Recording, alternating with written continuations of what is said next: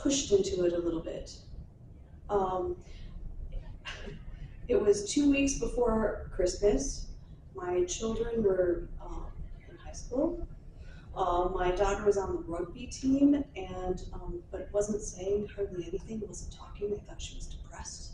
She's a teenage girl. Turns out, long story short, the seniors took the younger rugby players to go get their tongues pierced. And my son, who was doing his film degree, needed a project to film something. So he went and filmed it all.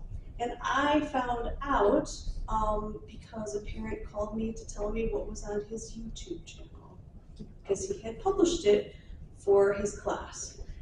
Meanwhile, I was getting all of those, you know, those letters that people would write you about how great their lives were. Oh, so-and-so got admitted to Harvard. We've bought our second home in Aspen. And you're like, so one night, very frustrated with all of my family, I went in my office and I wrote a snarky, what would be sort of a dark paranormal Christmas story about how Santa Claus gets bitten by a werewolf and eats all of the elves. And sent it to about 5 friends who I knew would think it was very funny because it was very slapstick. And little did I know, a friend of mine sent it to horror addicts in California, and they asked to publish it, and that's how I got started. Okay, so my advice to someone who has stories in their head to get started writing is write. I know that sounds simple, just it doesn't matter. You can write in a notebook, you can write on the computer, whatever. You don't ever have to show anybody it. For me, I'm gonna guess for everyone else, the writing and the publishing, 2 totally separate things. They're related. I was gonna say they're not, but they're related, but you can write and write and write and never publish anything if you want to. But for me anyway, writing is almost like a muscle. So like the longer I go without writing something, the worse my writing is when I go back. So I have to write consistently. But I actually just said this to a friend on Thursday, because she had an accident and she had a hard time getting back into her writing. And I said, you know, just write it, because she's like, what if it's garbage? And I said, you can fix garbage. You can't fix a blank page. So just write it.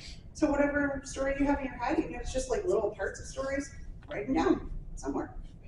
And to add on to that, if you really, are really afraid of it, write the biggest lie. So the biggest and hardest lie that you have in your head, like, oh my God, nobody will ever believe that.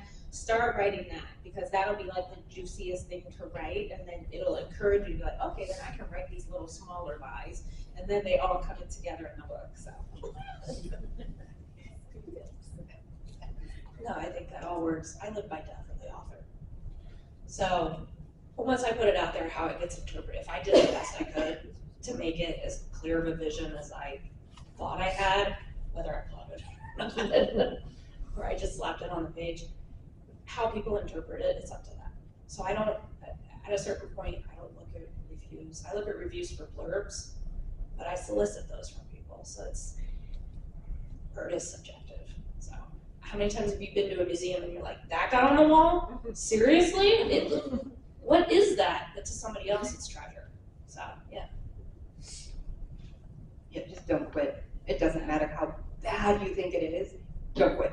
Oh, we go. Keep going. Yeah. Oh, God, yeah. Like, you should have seen the first original, like, I've gotten reviews on this book. They're like 2 and 3 stars. They're like, it's got problems. And I'm like, you didn't read close enough. But that's okay, because I'm not writing everybody's cup of tea. Not everybody writes what I like. I'm not going to write what everybody else likes either. But somebody somewhere is going to love it. It's like somebody said earlier, we're just filing the accident report, man. We are not in charge. You are just the vessel by which the story gets told. The first draft, gonna be crap. As long as you know that, you can't, like she said, you can't edit a blank page. Keep going, you'll like it. It's addicting though.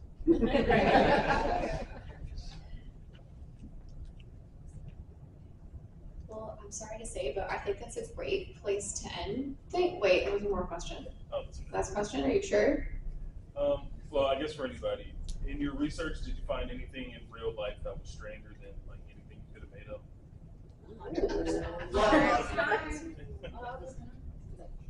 Well, research, these books are based on paranormal urban legends of Michigan.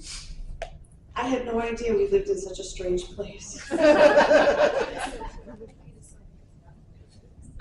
With a lot of my books, because my dad's a chemist, so I have to put a little bit of science of some kind in each book, so it's something's gonna pop out. Usually it's the twist of the story, and a lot of the times I'm researching about the female reproductive system and the magic that we can do. the way a baby can come out of you is like, whoa. And it's so interesting to be able to appreciate that and then to say, yes, I am a woman, hear me roar, because I'm an abominable force of nature that, of course, we were created last and the best was saved for that. So I have always found interesting ways to make my characters pregnant. I can do a secret baby and you don't even know she's pregnant. So I don't know. It's a long story, but I can tell you about a man named Dr. John Dee, who was essentially Queen Elizabeth I's court mage. And he thought he was talking to angels. And people aren't sure whether he went crazy from the rye bread that they were eating that had something in it, or if he genuinely thought, look, you can go to the British Museum and see his rune circles that he made. Wow. And that's what this is based on.